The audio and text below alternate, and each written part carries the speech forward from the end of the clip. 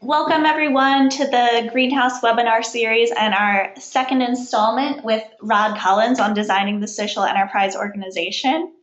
My name is Julie Maris and I'm a staff member at Social Enterprise Greenhouse, and I coordinate the webinar among many other things. For those of you who aren't familiar with our organization, we are a network of business and community leaders who are trying to advance social enterprise. We do that by supporting everyone who has an idea for a social venture, all the way to people who are trying to scale their social venture and get funding. And with that said, I'd like to turn it over to Rod Collins. We are lucky enough to have Rod present as a keynote speaker at the Seed Summit this past year, and I'll let you read his bio for yourselves, but we're very excited to have him and very excited to learn from him. So with that, Rod, take it away. Good afternoon, everyone, or if you're in the West Coast, good morning. Today's topic is designing the social enterprise organization. There we go. All right. Every entrepreneur, whether you're in the social enterprise space or in the general enterprise space, shares a common dream, and that is to make a difference and have a large positive impact on our world. As you begin on the journey of your dream, you oftentimes start out very much focused on the innovative product or the innovative idea that you will have that will hopefully change the world. And if you are very successful, you will be confronted with an immediate challenge, because if your product or idea really connects with people, you're going to need to get large, perhaps rather quickly. And then you'll be confronted with a challenge, and that is you're going to have to create an organization. And you will discover that your success is going to be as much dependent upon the quality of your organization as it is on the popularity of your product or idea. And you're going to need to do both things well. And so when you're confronted with this challenge, and you have to begin to think about an organization, you have essentially three options. And the first one may look a little strange, the dysfunctional family. What's that all about? Well, that's the typical organizational form of most organizations who are, say, 15 people or below. Because when you are a small organization where you know everybody, and you're about anywhere from, maybe 6 to 15 people, the informal organization you use resembles that of the typical family. And I put the dysfunctional family in quote because whether we realize it or not, most of us were raised in dysfunctional families, and that's not a pejorative comment. It's actually a good thing, because a certain amount of dysfunctionality teaches us coping skills which help us to work in the world. And most of our dysfunctional families work quite well. We understand each other's quirks and idiosyncrasies. We know our strengths and weaknesses. And we find a way to work together by working around them. And so it turned out to be a rather enjoyable experience. And this is pretty much the way most startups begin. And most small companies stay probably within this option. As you get large, as you get successful, and as your organization grows, this informal structure doesn't work anymore, because it requires that you have to have everybody in your side. And as organizations get larger, you don't have the chance to have everyone within your sight. And so you have to choose some form of organizational structure. You have to make a choice between either a functional hierarchy or a collaborative network. And what you have here are depictions of the two fundamental organization charts. Now, the one on the left is rather familiar because it's been around for well over 100 years, and until recently has been the almost universal choice of startups as they became large organizations and eventually grew into established firms. And we're all familiar with the traditional organizational chart where there's a CEO at the top, and then there's a level of senior leadership, usually vice presidents or senior vice presidents. And we organize people into departments. As they begin to get large, they begin to think, well, we got to set up a marketing department, an operations department, a sales department, a finance department. And in these organizations, people tend to report to supervisors, and there's a chain of command. Again, it's been around for well over 100 years, and for most of the time, it's worked rather well. Now, the picture on the right is an emerging new management model. It's based on the notion that the best organizations are networks. And as you can see, there isn't a clear leader at the top necessarily. And as you can see in this model, there's a high degree of connectivity among the people within it. And so what we're going to do is talk about this fundamental choice as it presents itself today. And for those of you on the call who are beginning to experience success, and certainly all of you hope for large success, over the next hour, we want to leave you with some things to think about when you are confronted with this particular choice. And what I'd like to do in terms of approaching this choice is reflect upon the experience of Bill Corr, who was a startup entrepreneur back in the middle 20th century, in 1958, as a matter of fact. And Bill Corr walked away from a very successful career at the DuPont Corporation to literally start a business in his basement. And when he left DuPont, he was very clear that he wanted his new startup organization, his entrepreneurial enterprise, to be very different from the company that he had just left. Because he noticed when he was at DuPont, the best conversations that they had was when they were in the carpool. And so he had a clear vision for what he wanted his new company to look like. He wanted it to be like a carpool all day long. He wanted to make sure that his new company was designed for innovation and collaboration. And he wanted his company to leverage not the intelligence, the individual intelligence of the supposed elite leaders at the top. He wanted it to leverage the collective intelligence of everyone in the company at all times. And so he had a very clear organizing principle as he made this choice. And the principle was this: no one should have the authority to kill a good idea or keep a bad idea alive, because he felt that was the problem in traditional top-down hierarchical organizations. With this chain of command and all these supervisors, here are all these people who have the ability to keep good ideas and keep bad ideas alive, because they have the authority that if people don't do what they say, they can literally terminate their jobs. He didn't want that to happen in his new company. He wanted his new company to be more like a network than like a hierarchy. And so in designing his new company, the first thing he decided was that there would be no bosses, no supervisors. Now that presents an interesting problem, because supervisors are the foundation for accountability in the fundamental or basic organization. So if there was no bosses, how would people be accountable? And so he came up with the idea that he would hold people accountable to their peers. And so from the very get-go, he decided that when he was small, that everybody would be accountable to everyone else in a way that would affect their compensation. And as his company grew, he set up a standard whereby everyone would evaluate 20 people, and everybody would be evaluated by about 20 people. And so he discovered that when you design an organization around pure accountability, as opposed to supervisory accountability, it actually worked better. And right from the start, Bill Corr and his little company that grew into a big company was very successful. It's been around since 1958. Today it has 10,000 people in 30 countries around the world. It's a $3.5 billion enterprise that he first started in his basement.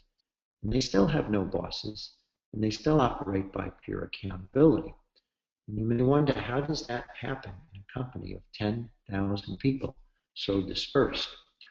Well, when Corr first started out, his new design worked very well. And then as they began to approach about 150 people, it started to break down. and he encountered what is known as Dunbar's number. Dunbar's number is the maximum number of people with whom we can maintain a relationship in a group and know everybody's name and know how we feel about them and how they feel about us. Once that number gets above 150, then we don't know everybody's name, and we're not sure how we feel about everybody who's involved in our organization. And so when he hit that point, his basic framework didn't work so well. And so he decided that he still was going to make sure he didn't introduce bosses into a structure, and he put in place a common mechanic that is still used at every Corr and Associates today. And that is every time they reach around 200 people, they divide in half and set up two independent groups of 100 people each who are actually in different physical spaces. And so this 10,000 person company is actually a collection of little units around the world that usually have no more than 150 people in them. So that's an important thing to keep in mind if one decides to set up a collaborative network as the foundation for an organization. And by the way, if you haven't figured out at this point, Corr and Associates, we know them as the makers of Gore-Tex and other innovative products. So those of us who love the outdoors are certainly grateful that Bill Corr started this business in his basement. Now, I mentioned to you that the new collaborative network model is something that has emerged recently, as a matter of fact, over the last 10 years. So while Corr started this idea of his in 1958, it didn't catch on. Most companies continue to operate as top-down hierarchies for the simple reason that it worked. But over the last 10 years, we've seen a remarkable growth in the number of companies who are adopting the model of the collaborative network. And many of these companies were the entrepreneurial startups of the late 90s and the early 2000s. To understand why they began to make a different choice, we need to recognize that we suddenly find ourselves in a new world with a completely different set of rules, and that the world literally changed somewhere in the vicinity of about 2004.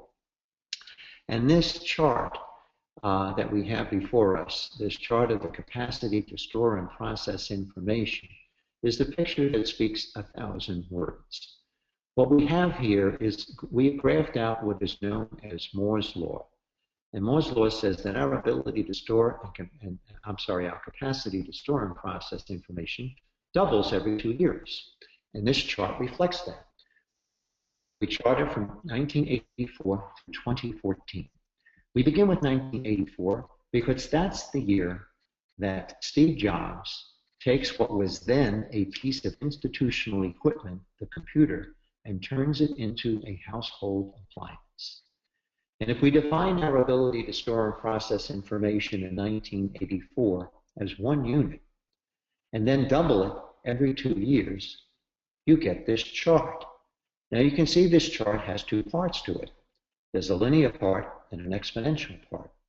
And the linear part runs from about 1984 through 2004.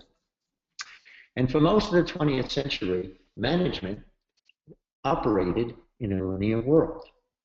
And so we're going to use this chart as an analogy to demonstrate how we're moving from the new world, how we're moving into the new world with its new rules. So let's say, for example, that you were a business leader in 1994. And your job as a business leader is to comfortably create your company's future. How are you going to do that? Well, you're going to understand all the relationships within your business for the period 1990 through 1994. And you're going to know that data inside out and backwards. And once you understand that, you're going to extrapolate from it, or what we call forecasting. You'll forecast that out, say, to 1998. And as you can see on this chart, 1998 is a linear extension of what happened in 1990 to 1994.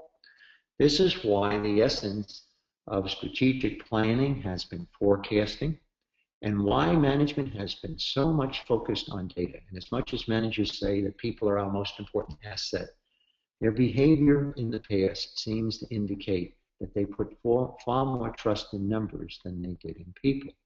And this is the reason why. Because for the last 100 years, and the top-down hierarchy relies upon these two fundamental assumptions that have been operating for the last 100 years. The first one is that the past is a proxy for the future. And so if you know the past, you can forecast the future.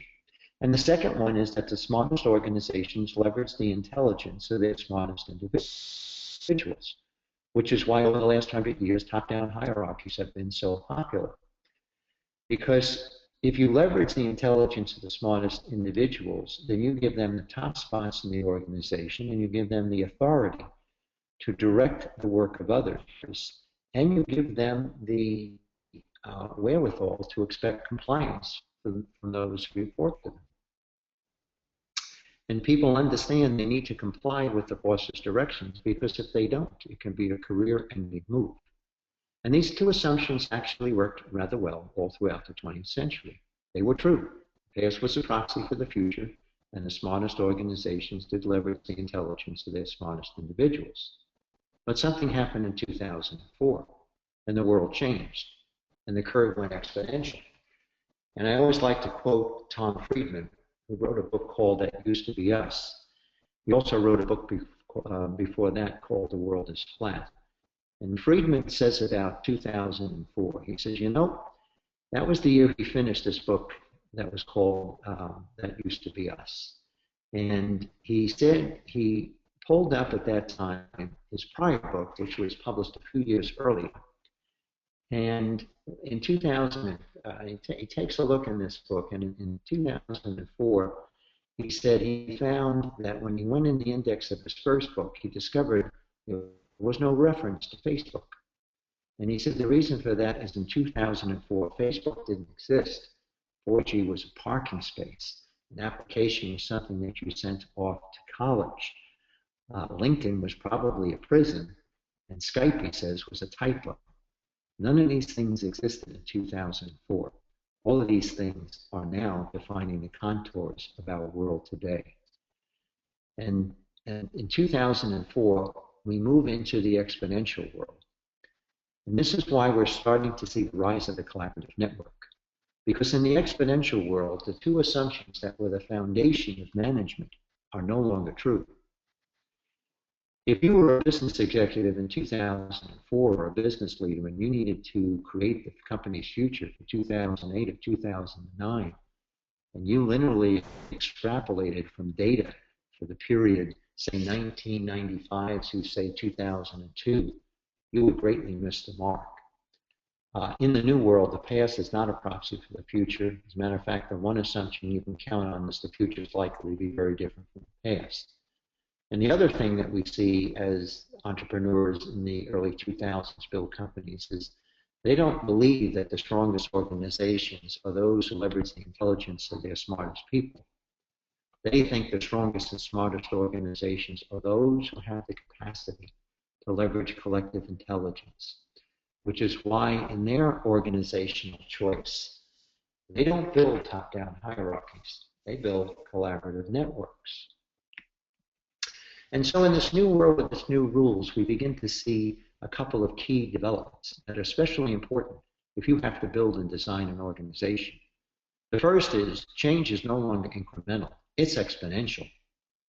And so as you begin your dream and you have your product and service in place and you're putting out into the marketplace, something you need to be aware of is when you are successful, changes in that product and model probably won't be incremental, they'll be exponential.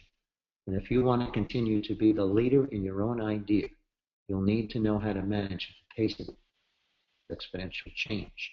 You'll need to know how to grow and morph your service and product. Another thing we see is we're seeing a shift from linear thinking to holistic thinking. In the 20th century, problems were handled in discrete fashion. So if I had a business issue and there were 3 departments contributing to that, I could divide the labor among those 3 departments. They could each do their thing in their own space, and we could put it together at the end. because linear worlds are essentially mechanical worlds. Our business problems today are very different. We now live in an organic world, and you can't isolate the different elements of a problem and work on them in a differential way. All problems now have to be handled holistically. That's an issue for hierarchies because they are by definition fragmented and divided. They are not designed to work holistically. As we've talked about, we're moving from a focus on leveraging individual intelligence to collective intelligence, and this last one is a big one. The very fundamental dynamics of management have shifted within the last decade. And whereas the foundation for strategy and execution in the past used to be plan and control, it's now shifted to iteration and co-creation. Now, what stays constant are the fundamental accountabilities of strategy and execution. Whether you are a startup entrepreneur or the leader of a very large enterprise, whether you succeed or not will depend upon doing these two things well, having a good strategy and the ability to execute that. What is shifting as we do organizational design is the foundation for each. In the old world of the top-down hierarchy, in the old world of the 20th century, the foundation of strategy was planning. As a matter of fact, we came up with the term strategic planning. They almost became synonymous. And a plan becomes pretty fixed. And the foundation for execution in the old world is control. The one thing you don't want to have is variances from the plan. And so you set up control mechanisms to identify variances where they happen. We even have things like Six Sigma so that we will catch even the most smallest of variances to make sure everything sticks to the plan. And that was the formula for management for well over 100 years, plan and control. Well, collaborative networks are being built today because it turns out that in a fast-changing world, the foundation for strategy is not planning, it's iteration. As a matter of fact, rigid plans can be a formula for disaster. What you want to do is have a general sense of a plan, but then the ability to keep modifying and adapting it to the world as it changes. And that's why strategy today is about iterating, and networks iterate better than hierarchies. And execution is no longer about control, it's about co-creation. If we're moving fast, the workers have to be part of the fabric of how we're changing, and their voices need to be heard. And again, if we're leveraging collective intelligence, well, that inherently means we have to put everybody's voices into the mix. And so what we see in the organizations who build collaborative networks is they have processes that are fundamentally co-creative, that leads to high engagement, which means that the people are more readily able to adapt as the world changes in a way that they can reliably deliver customer value. And so that's why we see this shift from plan and control to iterate and co-create. Now, some of the new realities of our new world are as follows. When the pace of change is accelerating, innovation isn't an option as it was when Bill Corr started his company. It's now a strategic imperative, which is why collaborative networks are becoming the preferred organizational design to top-down hierarchies, because they innovate better. Also, as business issues become more complex, holistic thinking becomes a critical skill. Again, this is a competency that is more natural to the collaborative network than it is to the top-down hierarchy. And that is why the leaders of these vanguard companies that have emerged in the last decade in our hyper-connected world build networks and not hierarchies. We now live in what I call a Wiki world. Wiki is the Hawaiian word for quick or fast. And if your dream should become viral in the world, and you have the need to build a successful organization, it needs to keep pace with the accelerating pace of change. If you want your successful enterprise to be more than a 5 or 6 year venture, but to be a long-term venture, then you're going to have to build the capacity to change at the pace of a rapid world right into your organizational design. Think about Google. It started as a search engine company. Where is it today? They have the ability to keep pace with the rapidly changing world. And so your organization needs to be designed for speed, innovation, collaboration, all of which come naturally to networks. They do not come naturally to hierarchies, because hierarchies are inherently slow, have a preference for the status quo, and are oftentimes internally competitive. And at the minimum, they are certainly fragmented. So top-down hierarchies are ill-suited for the world, the Wiki world in which we suddenly find ourselves. And so if you are confronted with the challenge, and your startup idea connects with the world, and you suddenly have to build an organization, you have some fundamental design choices that you need to make. Now, these choices are not necessarily either-or choices. They're both and choices. But in selecting both and, there is clearly a preference for one over another, even though both aspects need to be in your organization. So, the first choice is between serendipity and planning. Are you going to lay out in advance everything that needs to happen? Or are you going to cultivate an environment where there's lots of connectivity and you open up the possibility for serendipity to happen and let that influence the direction you take? In the 20th century, there was a clear preference for planning. But we see in the collaborative networks, there's a preference for serendipity. And so to give you an example of what that looks like, everybody is impressed with Google provides free food for its workers. They've been doing that since they were a small startup. Why do they continue to do that today? They don't have to worry about enticing employees. I mean, they probably turn down 100 people for every one that they hire, but they still provide free food. Why? It's not as an employee perk. It's because they want to drive an environment in which there's lots of serendipity, where people who normally don't work together get together. Because in Google, every conversation, whether formal or informal, whether about work or not about work, is an opportunity for serendipity to happen. It could be the next place that innovation occurs. Another choice is between self-organized and centrally organized. What is going to be the basic fabric of our work? Are we going to detail everything in policy and procedure manuals? Or are we going to let the workers decide for themselves what they do within the confines of broad boundaries? Our direction, is it going to be a priority in advance, or will it emerge from our interactions?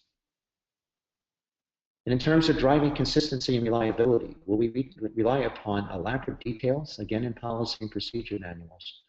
Or will we put in place simple rules, maybe 3 or 4 or 5 guidelines that will guide the behavior of the workers? We can experience this difference between, it's the difference between Zappos and the cable company.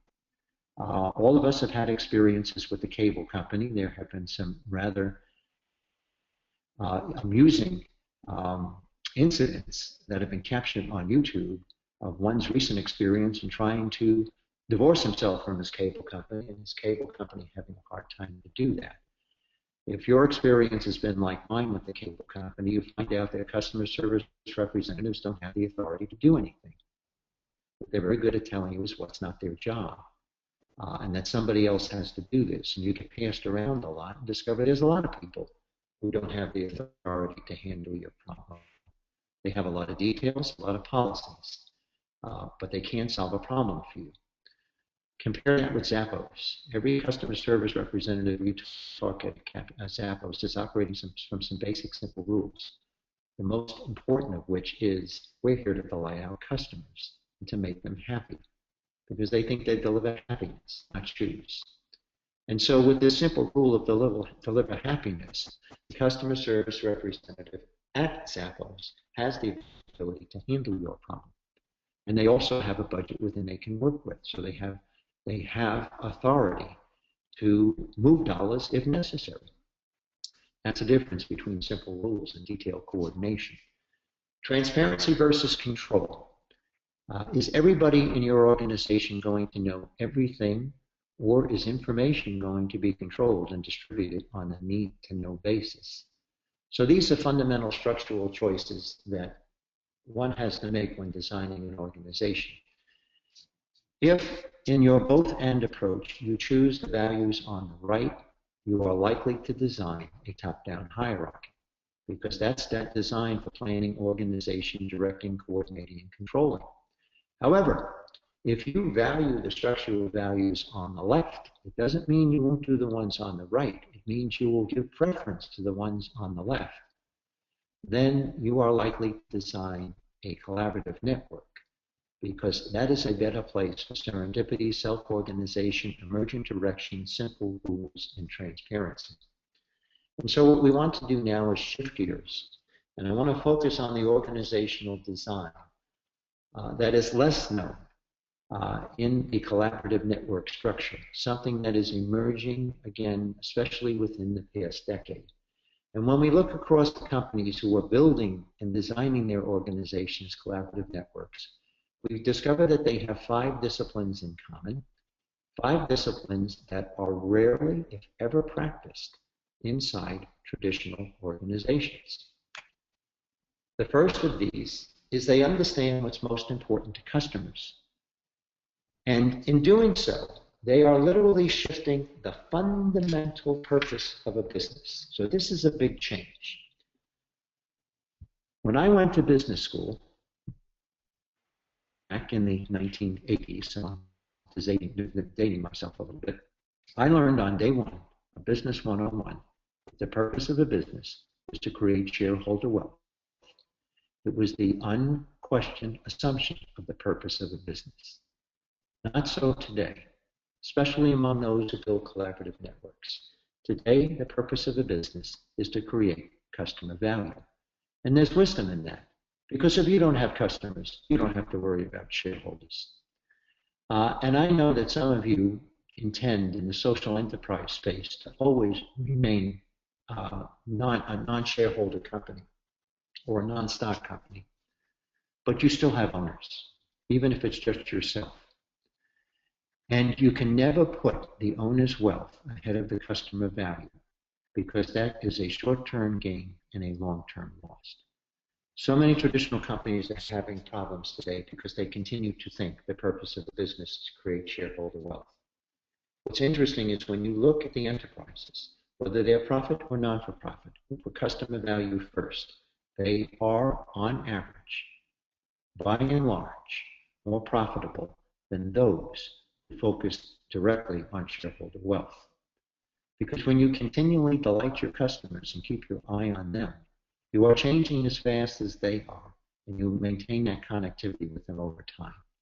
This is why iteration is chosen over planning, because customer expectations are continually evolving. And thanks to the hyper-connected world, increasingly the customers are in charge of the markets, not the bosses. It's also why the innovative companies, when they look at business success, tend to look more at what's known as the Net Promoter Score than the profit margin. The Net Promoter Score, for those of you who are not familiar with that, is a tool that was created by Fred Reichhold out of the Bain Consulting Group. And I'm sure you have, in responding to customer surveys, are familiar with it. These surveys, and what usually makes them stand out, those that use a value of 1 to 10. That's usually the sign that somebody is involved in a Net Promoter Score. And this is the key question in the Net Promoter Score.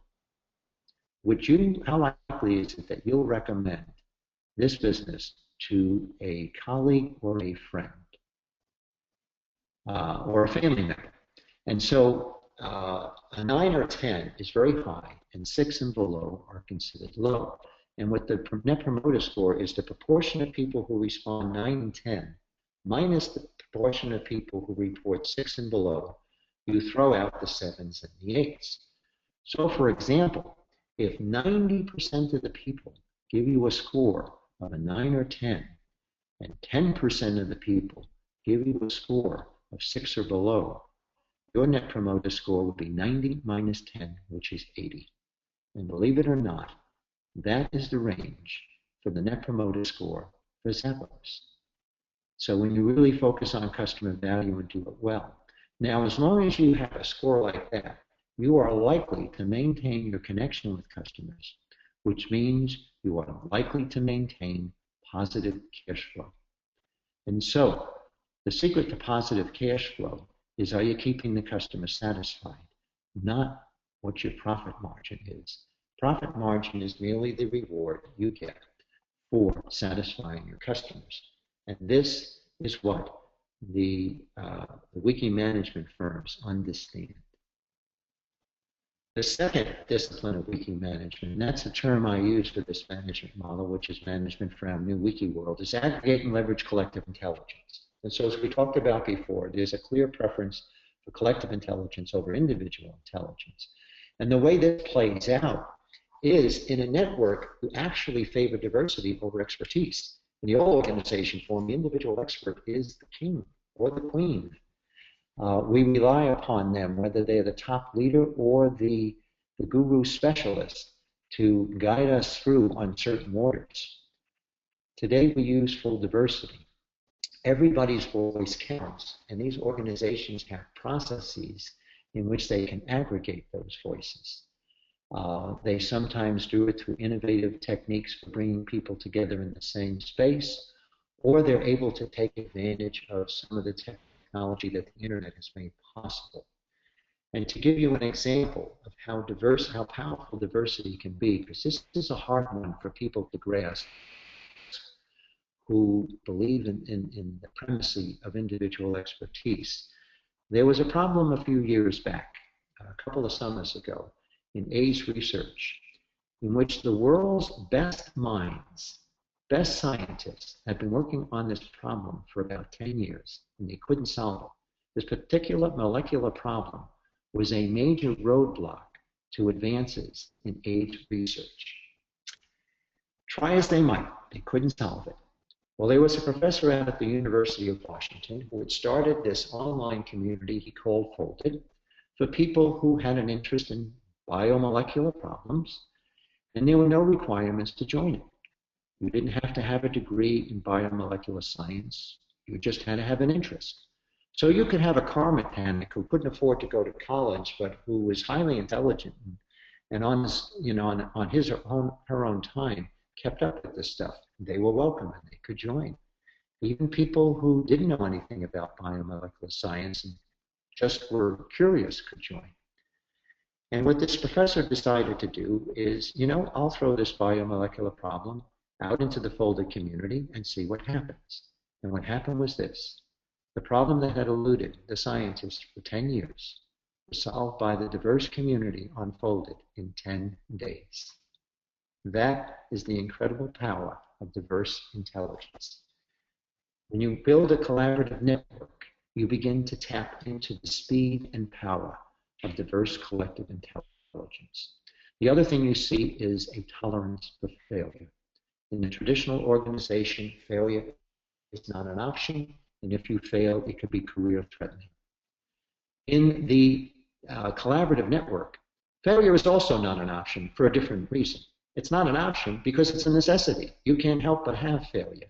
The key focus in an organization that has learned how to iterate and co-create is, let's make sure that our failures are small and not big. And so the mantra often becomes, fail often, fail early, and fail cheap. Because failures are iterative opportunities to learn to get it right in the long run. And that is the secret to avoiding big failures in a rapidly changing world. The third discipline that the designers of collaborative networks build is to build shared understanding by bringing everyone together in open conversations.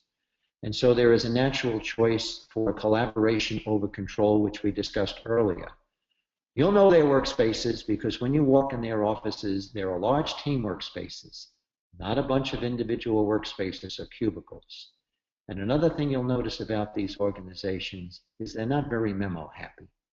They prefer face-to-face conversations, which is why people don't organize by departments, they organize by projects. They want them talking all day long. And a memo is something that is done at the end of the conversation to document the conversation, not something done before the conversation, as happens in traditional companies. The fourth discipline is to focus on the critical few performance drivers. Here, the focus is on leading indicators rather than lagging indicators. That's why they like the Net Promoter Score and not the profit margin. Net Promoter Score is really a leading indicator.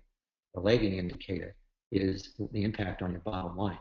If you're a company that sees my Net Promoter Score is starting to go south, you can do something about it before it ever hits the bottom line.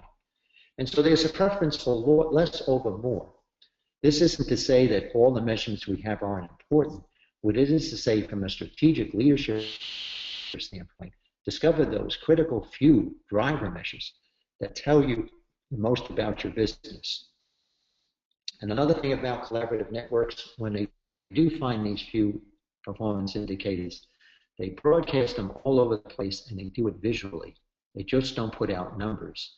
They'll put out the numbers, and they'll color them either green or red or blue or yellow, with blue being perhaps, off the charts performance. Green means we're doing great. Yellow means we need to work a little harder, and red means we're in trouble. So these immediately communicate to people, and that's so that everyone in the organization can connect what they do to what's most important to the business. And everyone in the organization knows firsthand whether we are winning or losing at the dream we want to create in the world. And finally, the last discipline, this is the one we talked about before when Bill Corr started his company, is how will accountability be structured? And what we're finding is that collaborative networks, especially in our rapidly changing world, are far more effective because being accountable to many peers turns out to be more important than being accountable to a single supervisor. If I report to a single supervisor, my job is to keep them happy, and if I do, I get compensated. Whether keeping that supervisor happy has anything to do with keeping customers happy, that's a shot in the dark. If I have to please many peers, I am more likely to keep the customers happy, especially when our whole organization is designed around delivering customer value. I begin to see my peers as customers themselves, and an organization of mutual customers is far better than an organization of disparate competitors. Another thing we see when you hold people accountable to peers is that we formulate agreements, and that's how work is done rather than assignments. Morningstar, another company without bosses, manufactures tomatoes. As a matter of fact, this model, has made them the largest tomato processor in the world. And every year they get together and they formulate agreements because there are no assignments in a self-organized company. And as we talked about before, the prime focus is on delivering value. That's what success is about, not completing tasks. If I complete a task, but the customer doesn't get value, it doesn't mean anything. When I'm working together with partners within the company to deliver value to customers, that's what business is all about. And so, to sum up, if your dream connects with the marketplace and you're confronted with the challenge that you have to build an organization, will you build a functional hierarchy or will you build a collaborative network? I would strongly urge you to consider building a collaborative network because it's the better design for the world in which we are in. If you'd like to learn more, this is the subject of the book Wiki Management, a revolutionary new model for a rapidly changing and collaborative world. And if you'd also like to learn more, here's some websites and some links that you could connect to for more information. And I believe, Julie, we've left sufficient time for some questions. Yes, thank you so much for that, Rod. I think we all have a lot to think about in terms of the structure of our own organizations. So one question that an attendee submitted was, is it ever too late to redesign an organization? And what is the first step to transform a culture internally to be more collaborative? Okay, is it never too late? No, it is not. And what's necessary is if you as a leader have the wherewithal to affect a large organizational space. So if you're a startup, obviously you have that. If we have listeners listening in who are part of a larger organization already, If you have a relatively autonomous space where you can bring everybody together, then you have the wherewithal to put these disciplines in place. If you don't, if you can form a partnership with colleagues so that you can have the whole unit as it touches a customer, all in agreement that we want to operate this way, that's another way that you can do it, is by forging collective partnerships. And that's what I learned this method when I was inside the Blue Cross Blue Shield organization.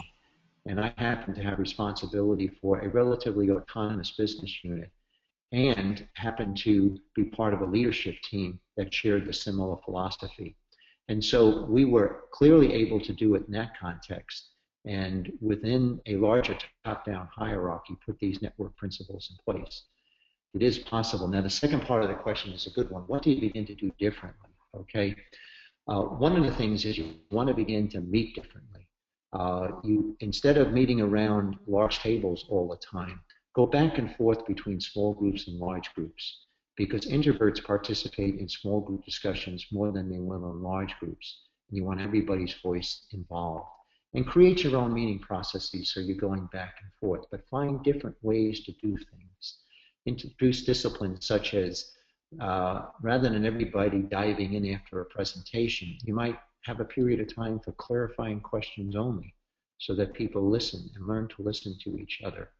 You may bring these little stick-on dots into your meetings, and if people are stuck, use those dots so you can vote and get a sense of the group. It's oftentimes very different from the dominant voices in the discussion. That can be useful to call out.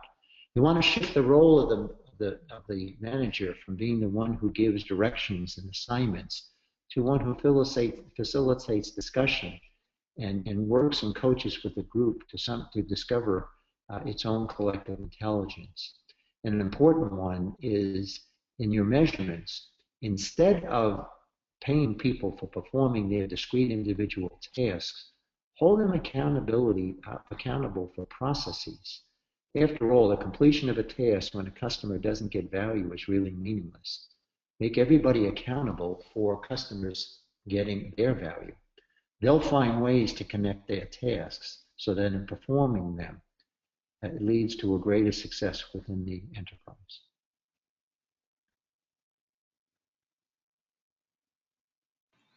Okay, so we had another Julie, do we have any other questions? Yes, we do.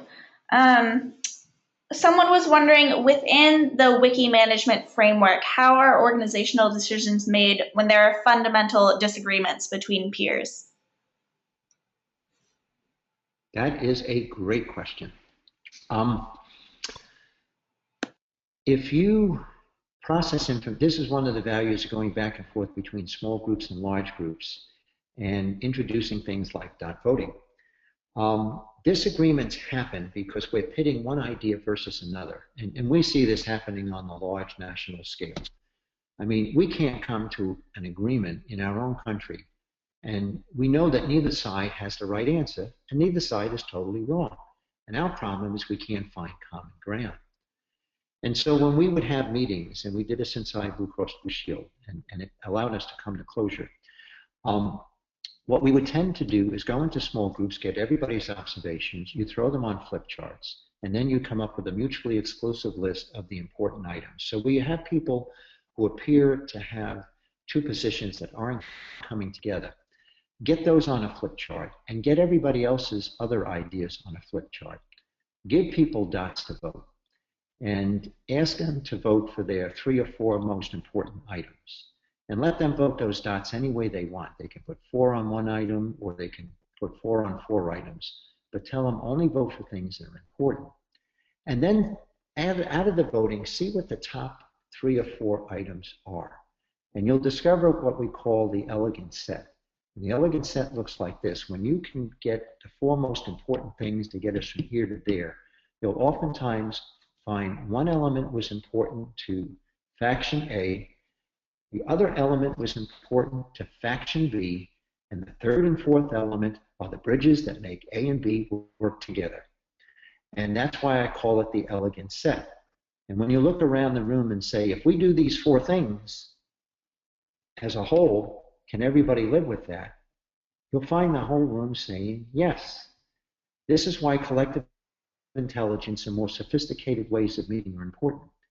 The typical way that we discuss in organizations is the committee-style debate, and it is the most primitive way to process human information with people in a room in real time. We need more sophisticated techniques using things like small groups and dot voting, because that gets us to the common ground. Imagine if we as a nation could stop the left-right discussions, get all these people in a room, get all their ideas on flip charts, and give everybody dots. I bet you we could come up with an elegant set that everybody could live with, and from that common ground we could solve problems. This was something that we did over a 10-year period with great success within our Blue Cross Blue Shield organization. Okay, Rod, I think we have time for one more question.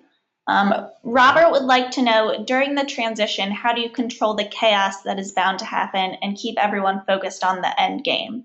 And is there some hybrid state between strict hierarchy and having everyone in collaboration, as those who are used to being supervised might have a difficult time with self-management? Okay, these are great questions. Chaos is important. Chaos is the great fear of traditional managers, and that's too bad, because chaos is one of the greatest resources that an organization can have. In putting this model in place, I used to say that no matter what industry you're in, no matter how large your business, every manager has two fundamental choices, or every project rather has two fundamental phases: order and chaos. Our only choice as managers is a sequence. Why do so many managers choose chaos last? Most managers impose a premature order that looks good on paper, but projects run into difficulty because 11th hour issues pop up, and that's where the chaos happens. And that's what, the chart we showed you in the beginning, it looks very orderly in the beginning. It's actually a formula for chaos in a rapidly changing world. The management model needs to embrace chaos for several reasons. Number one, chaos, when it is presented, means you're getting all the ideas on the table. Two, you're beginning to get in touch with what you don't know that you don't know, because that's what always kills projects. And we love using this approach because everyone in the room would realize that we were discovering what we didn't know before we started the project. And so our 11th hours tended to be walks in the park rather than a time of great consternation. Now, the chaos has to be managed, and this is why it's important to have sophisticated meeting processes. Because when the chaos emerges, that's why you want to break people in small groups. There were times in these small groups where the chaos was so overwhelming, and I can remember facilitating this thinking, my goodness, we thought we had problems when we started this meeting. It's far worse than we realized now that we got everything on the table. And so with the small groups in the room, I said, well, at your small tables, figure a way out of this mess. And one of the tables did. And this is the beauty of being able to break into small groups. If we remained in a large group, we may never have gotten there. But this one small group working on its own solved the problem in a real way. And when they reported it out, the whole room lit up. And the order emerged, and it was real. And everyone knew, when we do this, this is going to work. So you need to come up with techniques. And I do want to go back to, and I realized I didn't answer this question before, so I thank Robert, because this is implicit in your question here. Does the group have to make the decisions? Not necessarily. When we did these workthroughs, when I was in Blue Cross Blue Shield, we were in a larger hierarchy, and I would open up everyone saying, we're not making decisions today. What we're doing is processing our ideas, and somebody else will make the decisions. But the beauty of it is, if you have a good forum, a sophisticated forum, in which you can process ideas, in which you can aggregate the collective intelligence. In all the years that we did this, I never saw an idea that came out of this group process that wasn't accepted by the decision-making group. As a matter of fact, their response tended to be, wow, this is really well thought out. When you find a way that you can bring together disparate points of view into a common ground, into a elegant set that everybody can sign in on, it tends to be the best solution you can come up with and one where everybody can be engaged. But the decisions can be made by traditional decision makers. It's the processing of ideas that is the critical difference. Okay, Rod, I guess that about wraps it up. I wanted to thank you again for taking the time to share this with everyone today and for so thoughtfully answering all of our questions. So thank you very much for this very interesting and insightful presentation. It's been my pleasure, and thank you to everyone who attended today.